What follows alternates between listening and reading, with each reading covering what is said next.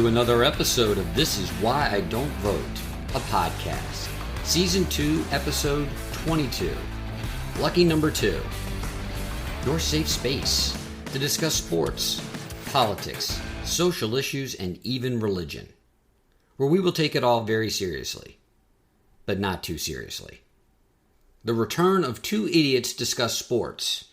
The Freddie Freeman saga, his departure from Atlanta to Los Angeles, naturally Braves Mets, and National League East intrigue, the never-ending Deshaun Watson saga, and the future of the college conference landscape, and, for that matter, the NCAA.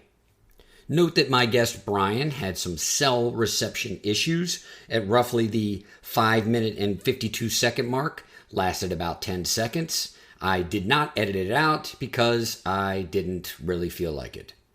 Thank you all for listening. Thank you for your loyalty and your support. Make with the likes and the thumbs ups and the distributions, whatever, the tweets and the hashtags and the memes. I truly do appreciate it. Act 1. Two idiots discuss sports. Back to take another triumphant lap around the National League East and the entire major leagues of baseball. My good friend Brian in the continuing segment, Two Idiots Discuss Sports. Brian, how are you? I'm fantastic. The sun is shining, and the Atlanta Braves are still the World Series champions. All is good in my life right now. Unfortunately, as a New York Metropolitans fan, the Braves winning, 27 out of 31 or whatever ridiculous number of games they've won in a row has demonstrated that the World Series championship is not a fluke. Your thoughts? Agreed completely. This is the first time we've been on this season, if I'm not mistaken, correct? Yes, the last time we spoke, it was prior to the collective bargaining agreement being consummated. Gotcha. Yeah, so, lots happened in Braves land since then. Freddie Freeman, no longer. Matt Olson comes in to replace. Braves start off very, very slowly, as I can see from what I would say is a lack of leadership. Plus a couple of injuries here and there, still lingering injuries here and there. And then the clash in the ATL of the Braves and the Dodgers when Freddie Freeman comes back into town, goes through his emotional weekend. I think it's a weekend of closure for him, if there can be. I don't know if there's still closure with him. I saw a quote shortly after he left and that said, I'm still a Dodger for the next 6 years. He didn't say, this is my team. He said, I'm a Dodger for the next 6 years. So we'll see what happens with that. But, some stumbling blocks, and then, man, they rattled off some wins. They were, you said 27-31. I got 23-27 sticking in my head. I didn't go beyond that, but it's probably closer to that 27-31. It was a phenomenal run. Teams started playing together. Teams started winning. Defense is outstanding, and the starting rotation is coming into a great fruition right now. So things are looking good. As I look at the standings, I think it was about 3 weeks ago, the Atlanta Braves traded the Mets by 10 games. Now it sits at 2.5 with a 3-game head-to-head coming up next week. So we'll see what happens. I wanted to time this for the All-Star break, knowing that series would have taken place, and then we could have had that conversation. Yet this actually worked out more convenient for our schedules. That is going to be, heading into the All-Star break, I think, the litmus test for the Mets. And the Mets have, of course, suffered injuries, which seems to be their lot in life, to their pitching staff. I did want to talk to you very briefly about the Freddie Freeman situation, because I haven't followed it naturally as closely as you have, you being a fan, you being tied to the media associated with the Braves. My understanding, though, is that Freddie wanted to stay. The Dodgers made him an offer. I don't know why he accepted that offer, because after taxes and deferred money, it isn't much better than the Braves offer. Yes? 100%. You're right. You're absolutely right. And the Dodgers did make an offer. and Freddie had not accepted it. What transpired, and it was nuts. The Chipper Jones had said something to Freddie last summer, which was, "Don't play chicken with Alex Anthopoulos. You'll lose." The Braves general manager said, "Don't do it. You'll lose. There's no way around that." And he had offered that they put a good offer. They had increased and strengthened that offer through the offseason. Apparently, from what it sounds like, that offer was not relayed to Freddie. Freddie and his agent didn't seem like they were on the same page. I think Freddie wanted to stay in Atlanta at all costs. And you see why at all costs is strong. Let me back that up a little bit. But, you see what happened when he was in Atlanta last weekend. It was, he was in tears for 2 days. It was crazy. And what happened at that point, prior to the season starting, the Braves had a lot of different holes they had to fill. Alex Anthopoulos had a lot of work to do. And this was the first thing that had to follow. He had to get first base taken care of. If he couldn't keep Freddie, Matt Olson with the A's was really the only logical the only logical piece. Braves don't have anybody in their farm system to come up and replace him. And the Saturday before spring training started, Freddie's agent came to Alex Anthopoulos with an ultimatum, with two final offers. And he said, "You can take this from me, you can take this one. They're both 6-year deals. And we're not doing anything else." At that point, Alex Anthopoulos called Billy Beane with the Oakland Athletics and said, "Billy, what's it going to take to get Matt Olson?" And if you look at the trade that happened, the Braves past year and a half have cherished their young talent. Through the rebuild of last summer, prior to going on the World Series run, they brought in players, 4 outfielders, and they got them for next to nothing. They were keeping.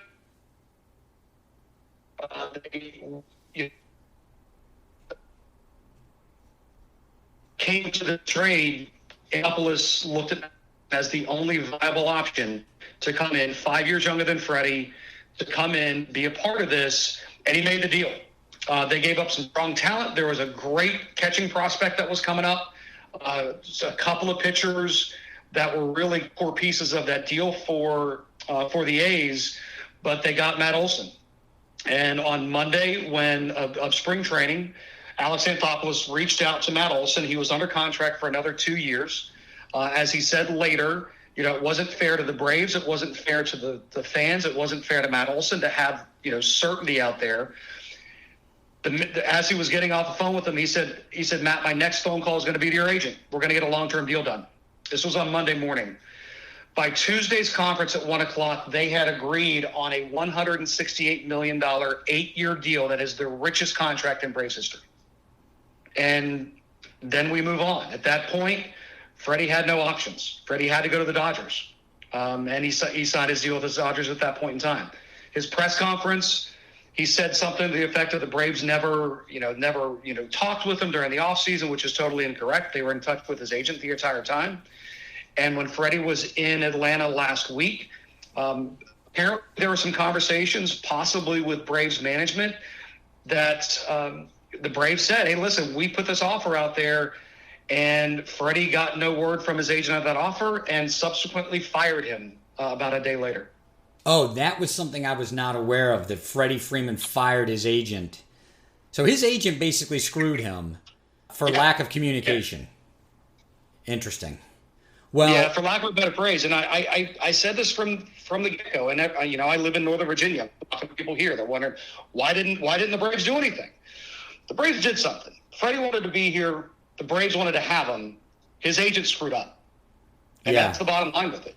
He gave this ultimatum. He didn't share any of the final offers with Freddie. Also, the agent for pitcher for the Dodgers, who's always hurt. Talk to me. Clayton Kershaw. Thank you very much. Also, the agent for Clayton Kershaw, and he wanted him in LA, and it was at that. That is very interesting because I watched the series with the Dodgers. I was, of course, interested in the Braves probably 2/3 through this hot streak that they were on as they were slowly catching up to the Mets. And the series with the Dodgers was televised, I believe, not only on ESPN, but I think it was Fox. I think all 3 games, if not all 4 games, were televised. The ESPN broadcast on Sunday night, where the Dodgers came back and won with a Freddie Freeman hit in, I think, the top of the 10th, they made a note that Clayton Kershaw that week, in anticipation of the Dodgers flying out to Atlanta, made a statement about how Freddie Freeman was now a part of the Dodgers. And I believe it was a not-so-subtle, I'll spit it out, a not-so-subtle hint that although he still has his heartstrings in Atlanta, that he's a Dodger, that the Dodgers need him, and that they can win a World Series together. And I thought that that was an odd comment to make so early on in the season, in light of the fact that Freddie Freeman cared so much about Atlanta and spent so much time there. It didn't seem appropriate. And you putting into context the fact that there could have been, and I don't want to go as far to say foul play, but Kershaw's needs being communicated to the agent, and the agent using his influence, basically through silence, to land Freddie in Los Angeles, that is not implausible, is it?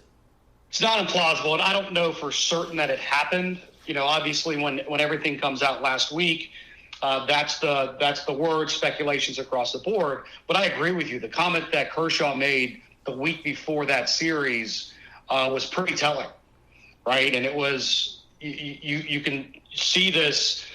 It was almost that Freddie's been waiting for this moment to happen the entire season, waiting for this trip to happen, and almost that his heart hasn't been in it. Even though he's played fairly well, his heart hasn't been in it.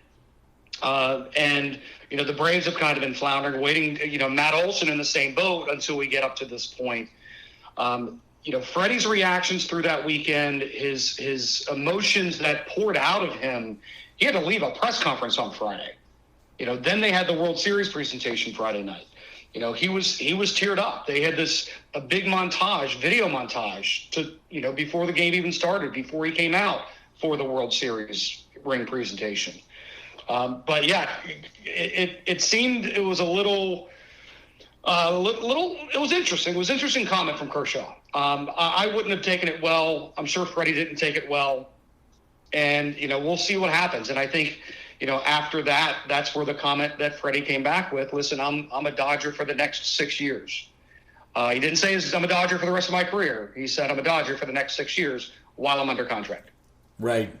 And as we know, given the way these contracts operate, who knows where he may go after a couple of years under that contract, depending on how he feels he's valued as a Dodger and what other opportunities he has.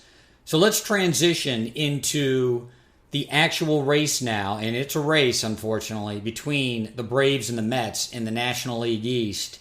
Let's talk about the fact that, as you said, Braves pitching has come on, has looked like the pitching that they had in the last 75 days of their World Series run. Where do you see this race going, and how do you think the last, let's say, 30 days of the last month is going to play out? Well, as I always like to say, the Mets are the Mets until proven otherwise. So we don't know what's going to happen there. They've got some old pitchers. I mean, regardless of the Mets or the Mets, they've got some old pitchers. Scherzer and DeGrom. They're not spring chickens anymore, and they're the backbone of that starting lineup. So I think that's a bit of a challenge. I think the race is going to be extremely interesting. You know, and you and I had this conversation at one point. You know, one of the best things that Cohen did was bring in Buck Showalter, right? A baseball man who's been in the trenches. He knows what he's doing. It's not one of these, you know, hot dot picks, you know, a pitching coach that's come up. Buck Showalter's done it. More importantly, Buck Showalter's done it in New York, right? Which I think is huge. So he can kind of rein these guys in to an extent, but you still have to deal with injuries. The Braves are coming on. The starting lineup for the Braves is going to be interesting. They just pulled up a rookie by the name of Spencer Strider. They refer to him as Quadzilla. Dude's got quads the size of Kansas, and he's throwing 100 miles an hour. One of the best mustaches in the league, and he was in the bullpen for a bit. He was drafted. I think it was last year he was drafted. Finally came up. He was brought up towards the end of the year, and he's evolved into a starting pitcher where he's throwing 100 miles an hour, high 90s, low hundreds fastballs, and he's locating them, and he's just crushing guys.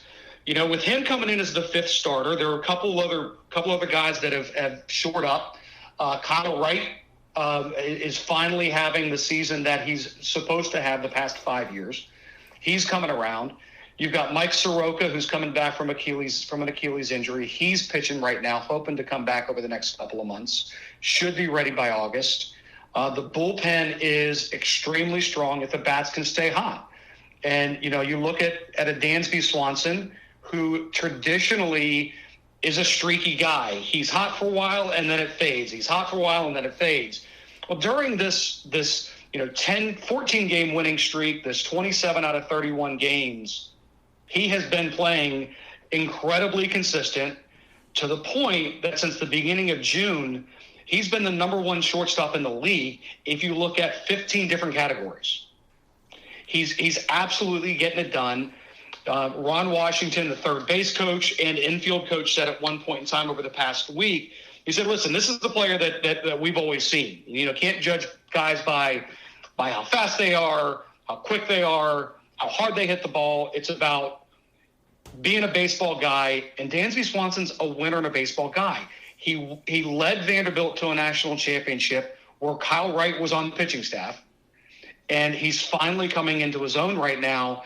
And, he's good for him. He's in a contract year. He's a free agent after this year. Sounds like there were conversations beginning of the season between both sides, and sounds like Dansby's betting on himself, and he very, very win that bet. So the last 30 days are going to be interesting. I think the last series of the season is Braves Mets, if I'm not mistaken. I think you're right. And I can verify that, but it's the last weekend. It's not the last series, but it is the last weekend. So it's going to get interesting, and the Mets are no joke. They've got it. They got a ton of talent. They've got an owner with infinite pockets. So, it'll be interesting to see if they do anything even at the trade deadline just to shore everything up. But it's definitely going to be an interesting second half of the season, to say the least.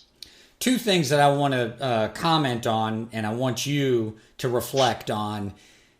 How many tweets, so the first thing, how many tweets have you heard being ridiculed have turned into memes from Steve Cohen since Buck Showalter has taken over the team? None. It is a strange phenomenon that Buck Showalter comes in as the manager, not as the general manager, not as the president, and has such a calming influence on the franchise that someone had made an ass of himself over the first half of the baseball season and then was turned into a running meme over the second half of the baseball season in 2021 has gone radio silent. That to me is proof positive that Buck Showalter knows what he's doing and is having a positive effect on what we would normally call Lowell Mets. The second thing, does it give you pause at all? And you mentioned this. Yes, the pitching staff led by two olds, right? And I wouldn't even call both of them old. One of them is old. Scherzer is old. One of them is just injury prone. The fact that those two have not been pitching and the Mets have still won 50 games up until the recording of this podcast, does that give you pause at all? It does. It does. I mean, that goes to that Buck Showalter, factor, which I think is huge. And again, I think it's the best move that Cohen's made since he's owned the team.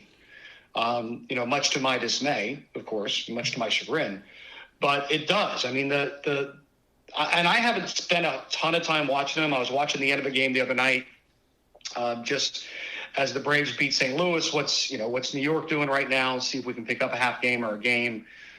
But I haven't spent a ton of time watching them. But yes, the fact that they are still winning, the fact that they are sitting right now, I believe, at like 7-3, 6-4 the last 10 games. I think that 5-5 the last 10. 51 so far at recording. Braves are 2.5 back with 49 wins, which is third in the National League. Sixth overall in the majors, and the Mets are still pushing forward. This is a time now. Keep in mind, Patrick, we saw this exact same thing last year. Mets were leading it up until the end of July. Matter of fact, they had a 5-game lead up until the end of July, and that disappeared. Yes, so it did. There's still time. There's still time. Well, here's my position.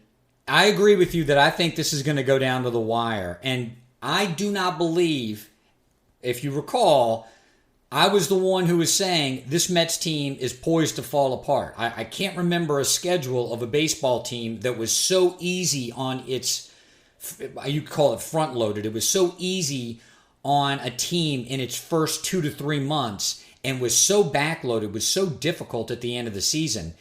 The Mets have played a relatively difficult schedule. They've already gone on their West Coast trip where they had to play San Francisco, LA, and then San Diego.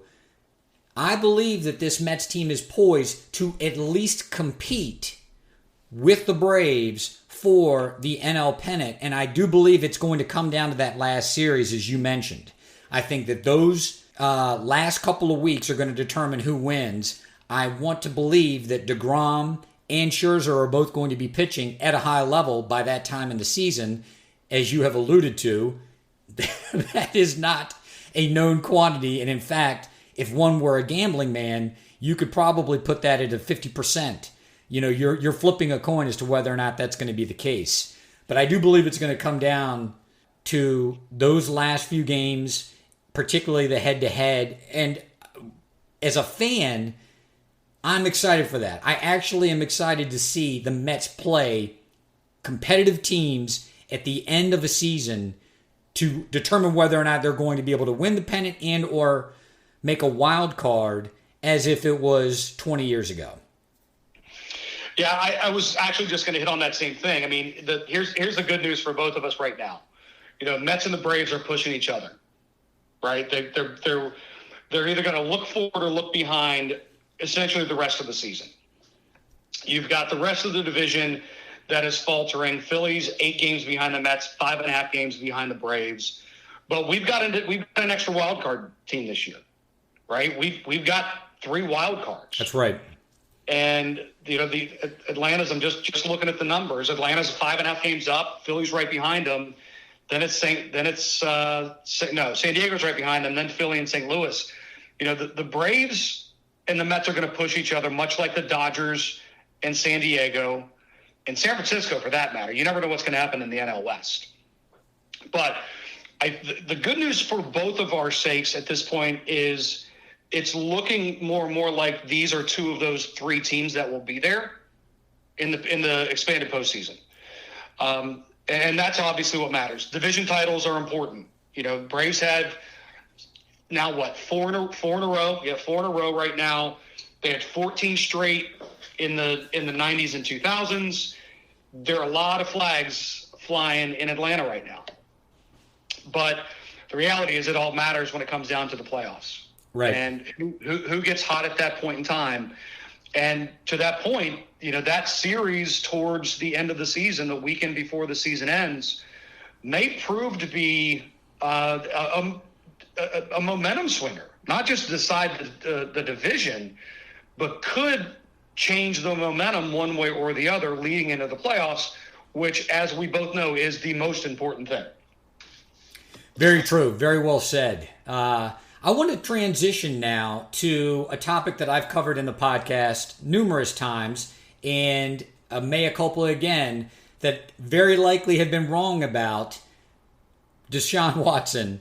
It appears that he is going to play, if not this year, then next year, based on his settling 20 of the 24 lawsuits that had been filed against him, he had his case with the NFL. He pled his case via the Players Association, and there have been talks between the parties that have been leaked where they may actually come to an agreement prior to there being an administrative ruling.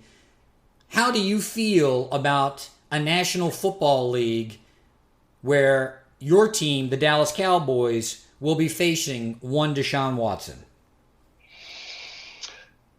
So that's a great question. And as you transition into this, I start to chuckle because, yes, we've had 20 of the 24 have settled. I looked at some numbers earlier this week. With these 24 suits, Deshaun Watson had 66 massages over a 17-month period. Ridiculous. A ridiculous number. Over a 17-month period. Many of those, during those massages, the accommodations were actually provided by the Texans. Set up hotels, massages are there. There's word of non-disclosure agreements. Nobody brings a non-disclosure agreement to a massage unless there's reason to, right? Exactly. I'm not taking one to go get a massage. But, let's take a look at this and say, okay, so we've got these 20 cases that have been settled. We've got 4 that have refused to go to settlement. So these are going to end up in court some way, shape, or form, right? Look back a few weeks ago and looked at the history of suspensions in the NFL. Not all of them, but a couple of them stuck out.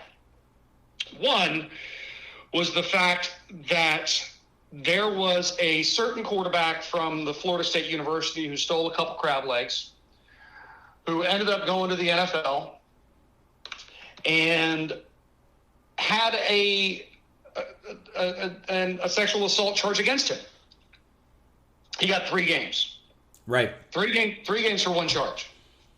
Let's do some math. How many claims against Deshaun Watson? 24 total. What's that times 3?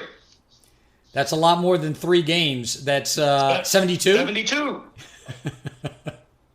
72. Now, another one. Let's go a little further back. There was a big quarterback out of the Steel City, Mr. Yes. Roethlisberger. He had a little bit of an issue at a place down in Central Georgia, right? Remember that one? In the bathroom. There in the bathroom.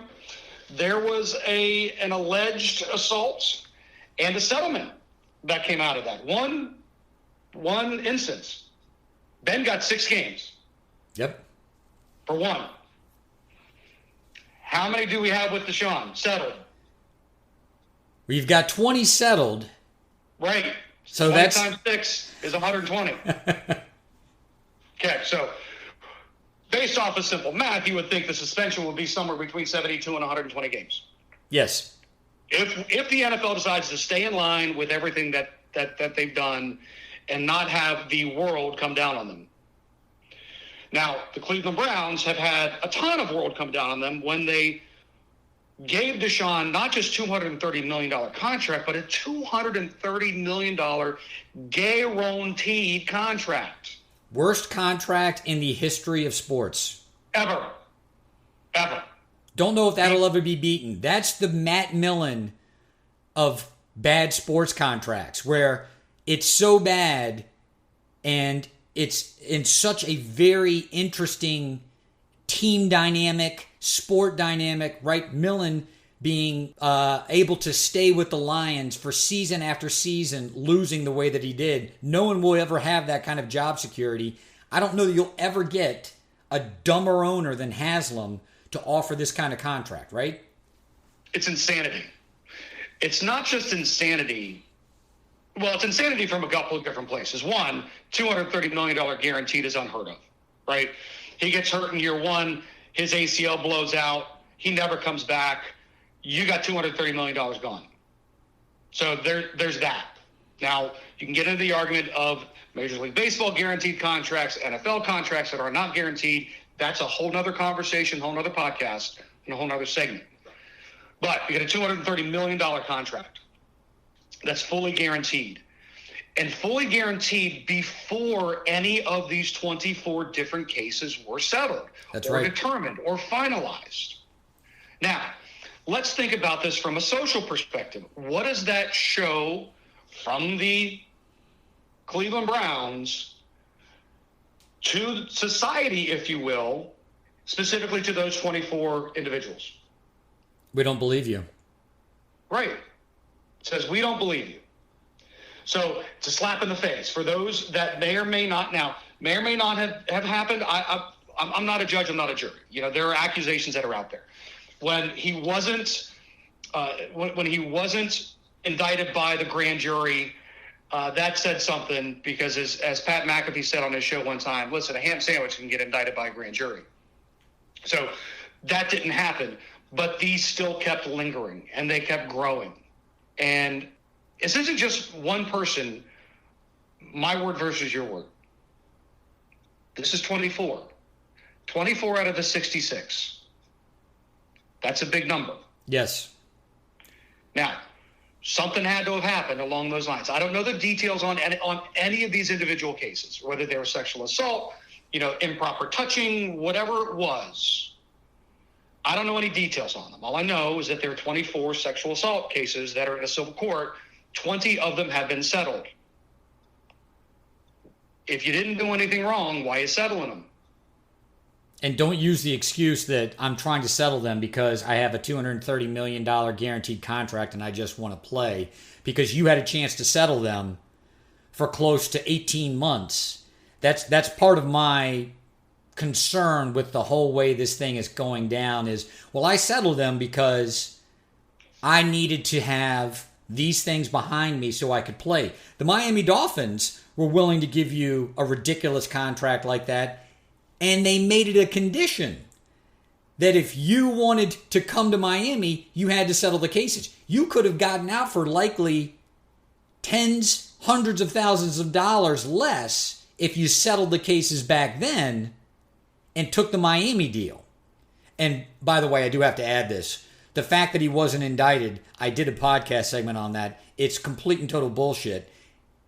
The prosecutor got big dicked by Rusty Hardin, and I think that I don't want to go into it. I already did a segment on it. But the bigger implication is when you've got money and it's a high-profile case and you know you're going to have to fight and it's questionable whether or not you're going to win, as a prosecutor, you don't have your heart in that case. Whether or not you believe the aggressor, the accused, to be guilty, you don't have your heart in the case if you know, A, it's going to be a fight, and B, it's not a fight you're guaranteed to win.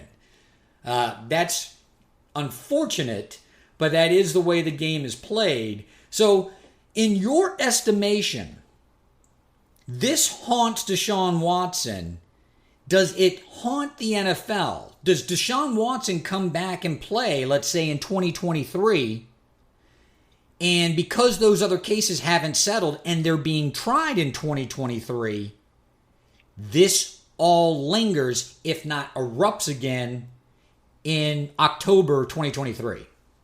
Yeah, I mean, it's very, very possible. They've got to, these 4 cases that haven't been settled, they've got to get them settled at some point, or they've got to go to trial at some point. When does that happen? Is it going to be after the season? Right? Is he going to be suspended? During this negotiation, the league offered a quote unquote indefinite suspension with the fact that he could reapply for reinstatement or apply for reinstatement after a season. He wanted it more like 12 games or 10 games. That's where that negotiation came into play. But one, we got to wait and see what the judgment comes out with this. Right? Is there going to be an appeal process that you and I talked about? How many games is that going to be? What's it going to look like? So how long does he get suspended this year? But to your point, if these other cases aren't going to come to fruition until the offseason, which could be February, March, April, right before the NFL draft, could that be even worse? And could it come back again? So this thing could linger for a couple of years. I think the Cleveland Browns, obviously Deshaun Watson's going to have egg on his face, but I think the Browns and the Haslets can have egg on their egg on their face, and the NFL as well. Their whole thing is protect the shield. Well, you got to protect other people too sometimes, not just the shield. And maybe by protecting the shield, they're helping protect other people. By other people, I'm referring to alleged victims, right? Right. So it can't all be about the money, and the $230 million contract, I think, was a firm slap of the face of any woman that wanted, that was part of that deal or part of those cases, or any other woman that may have faced this at some point in time in the past. I think it's in very, very bad taste across the board. Well, it's one of the more baffling sports stories that I can ever remember. And, of course, it had to deal with the Cleveland Browns, and, of course, it had to deal with Jimmy Haslam. So I don't know how it's all going to play out. I don't think any of us can speculate. I'd still like to stand by my prediction that the man never plays football again. I think there's an outside shot that happens. When I say outside, maybe 10%. But by way of the progress that's been made with the National Football League via the settlements in the NFLPA, the Players Association, Deshaun Watson's going to very likely take the field, if not this season, in 2023. So that's something that we'll be able to discuss very likely in the future podcast segments when I have you back on. I do want to bring up one last topic. The semi-national football league, which is now college football, USC and UCLA making what is one of the most well-kept secrets probably in the history of college athletics, that they're leaving for the Big Ten, and no one knew about it until the day they made the announcement. The college football, college basketball landscape being sent into complete and total chaos. You being a West Virginia fan in the Big 12, me being an SEC fan, what do you think is the future of college football? What do you think is the future of the NCAA in light of these revelations? College football is about to get really interesting again. You and I are close with someone who was close to the ground when the last realignment went through. Yes. Right? And those conversations that he made coming out of that is that this is going to happen again when the next contract deal's up. Well, it happened even sooner. I think you look at the Big 12. The Big 12's been in a state of shock for a while. You got 8 teams in the Big 12, and you get a quote unquote true champion as they spin it, because everybody plays everybody else, but you don't have the leverage. Oklahoma and Texas have the money, right? Texas has the television contracts. That's going to hurt. They're bringing in BYU, Cincinnati, Central Florida and I think it's 2025, and Houston. So those are coming in. We'll see what happens, but I think a lot of these conferences are going to start flailing, and it's going to be, where it was Power 5, it may be Power 2. You look at the ACC. How many teams have won the ACC championship the past 6-7 years? I think it's a total of 2. Am I correct? Yeah, if not 1. Right. I don't have that exact number, but it's heavily Clemson. Right. The ACC is Clemson right now. North Carolina may have come in on 1 year. I can't recall, to be specific, but it's been Clemson, and I've seen rumblings recently of Clemson giving up television rights and moving to the SEC. Exactly. What does that do? What does that do to the ACC? You saw this this agreement between conferences. Was it the ACC Pac-12 that said, "Hey, we're not going to go after yours. You don't go after ours, and we'll do some games over the next coming years"? Well, both of those conferences are not involved in this. So does the Pac-12 start to get hurt? Does the ACC start to get hurt? Does Clemson leave? Because that's a pretty good fit. Now, the argument can be made from Clemson's side is they're in a really good position inside of the ACC from a competitive standpoint, not from a money standpoint, but from a competitive standpoint. where they know every year they're going to be able to get to that Final Four, the college football playoff, the expanded playoffs, whatever it looks like down the road. And if it does go expanded playoffs, now it even makes more sense for them to switch and go to the SEC. But if they just go trying to be one of those Final Four teams, they're going to run through a gauntlet. Alabama's going to be there every year. Georgia's going to be there every year. There are teams, and South Carolina's an up-and-comer with Shane Beamer right now. Exactly, they could become relevant again, and they're in their backyard. Now you're in the same state, in the same conference. Not only are you playing every year, but you're playing for status in the conference at that point in time. So it could be interesting. I look at it from West Virginia's standpoint. Geographically, it makes sense for them from a Big 12 ACC perspective. Our two biggest rivals are ACC teams within Pitt and Virginia Tech. Fortunately, those two teams are going to be on the schedule this year, and those are rivalries that need to happen for college football. The Pitt West Virginia has been going on for 104, 105 years straight before it took a hiatus after Pitt moved.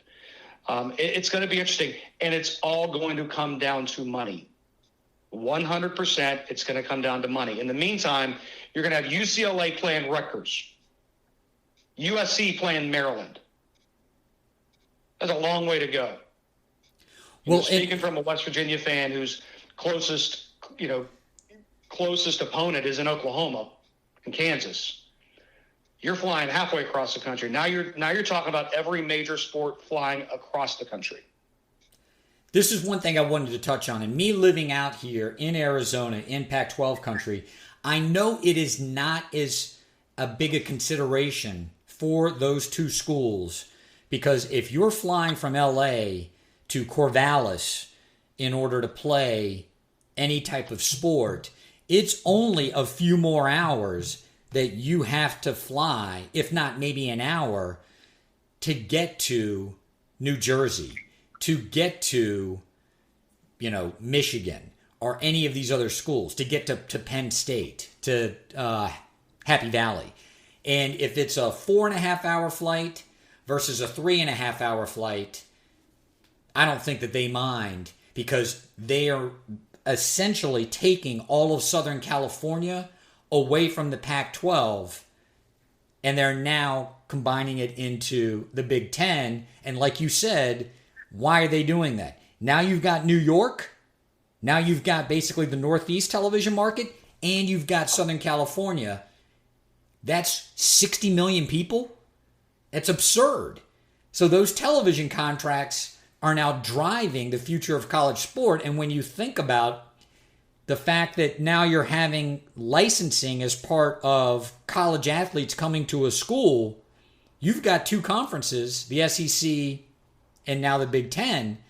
Those schools are going to have infinitely more money than any other school in order to solicit, to induce some of these college athletes who are coming from disadvantaged backgrounds. Look, I know you want to go to this other school. I know that it's more of a fit for you. I know that you actually like it there better.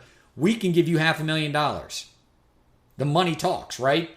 And so I think it's going to alter the landscape such that the competitive balance, as much as there was competitive balance 2 years ago, there's going to be absolutely no competitive balance now. You're going to have two super conferences, and then you're going to have the also-rans.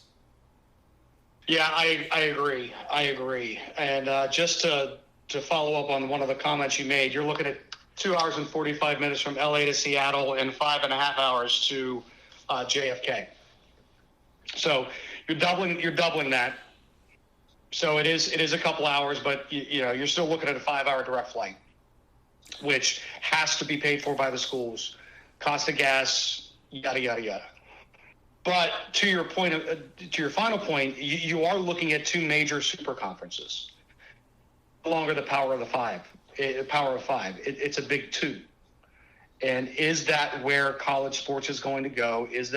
Does NIL drive that?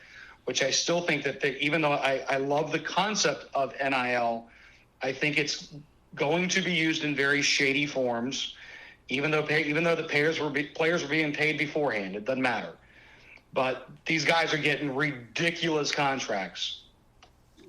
I think the competitive balance is gonna falter. It's almost as if the bottom three Power of Five schools are going to become 1AA schools, right? The competitive balance is not going to be there. When That's there's correct. that much money involved, from a school perspective, from a player perspective, it's the wild, wild west. It truly is. You're going to have programs that are going to go by the wayside. We saw this a few years ago. Some schools in the state of Tennessee got rid of football. Why? Wasn't enough money going around. Are we going to have that same situation where you've got a smaller, and I don't even want to call them mid-majors because they're major schools that can't get affiliated with a conference, and their conference television deal just isn't paying enough bills, and are they going to have to go through cuts in their programs? That's what it's all going to come down to. The rich are going to keep getting richer, and rightfully so. Look at the top four. Who's in the college football playoff every year? Is it the same 5 to 6 to 7 teams? 100%. It is. They've got recruiting. They're winning recruiting battles. Some schools are getting to be better. West Virginia's got I think a top 10, top 15 recruiting class coming in. We'll see what happens there. I don't know. I'm tired of trusting the climb because that's what we've been doing the past 5 years. But the bottom line is, as you look at the overall landscape, it's going to change, and it's going to change dramatically. These are Oklahoma and Texas were the first two dominoes to fall.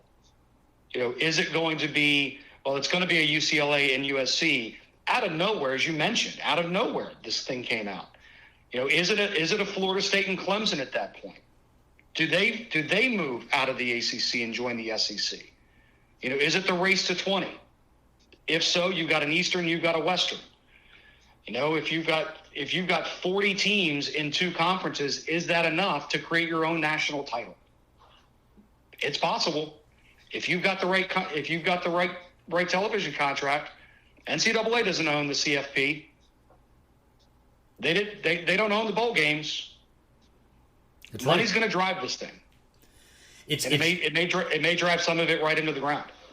Oh, and that's where I'm glad you went there. I want to make the point that part of the reason that we love college sports so much, it has so many memories for us. There's that camaraderie, and it really does create a bond between alumni, people from different generations, people from different races, different socioeconomic backgrounds.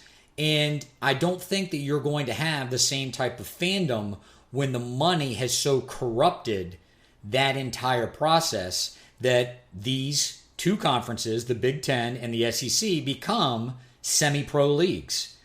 That's not what we grew up with, and maybe this is just old man kicking rocks, and there will be a different kind of affinity within those conferences, but I just don't see it being the same as it had been for 100 years. And this doesn't just translate into college football. We're talking about basketball. We're talking about baseball. The down trickle is that there's going to be a lot of sports outside of football and baseball and college basketball that are going to suffer for this because their schools, once they have to start cutting sports, they may actually not just cut sports, they may go down a division. I think you alluded to that. You're a Division I school, you go down to 1AA or you go down to Division II because even though you have an enrollment like a Division I school, the money dictates and you're now a Division II school. I agree. And to your point, speaking as the olds, this is, that's not what we had seen. But Patrick, you got to look at this as well. With the Power 5 conferences, you're essentially bringing in the entire country, right? Other than the Northeast, which has never really been big into college football, which makes no sense why Rutgers is in the Big 12. But you've got the entire country involved in college football. By making these big conferences, are you effectively turning a third of the U.S. population, former fans, off? Because you're just not playing with the big boys anymore.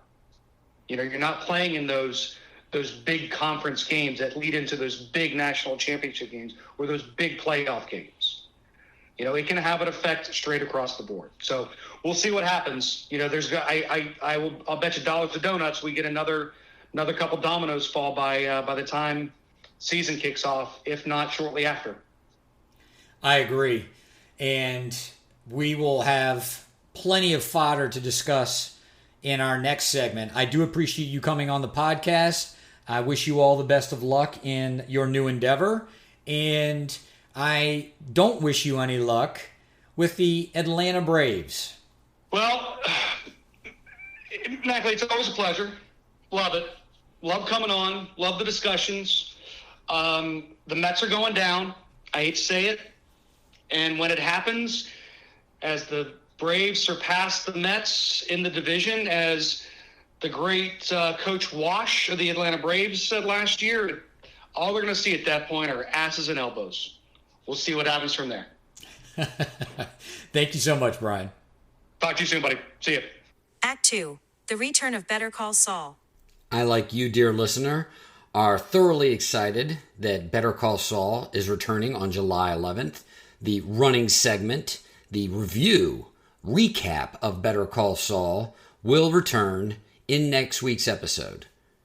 I will admit that I've been lazy. I've been trying to get more guests on the program, and between work and trying to have a social life, it's not been a productive endeavor. So you may be stuck with me droning on for a few more weeks. This is Why I Don't Vote, a podcast.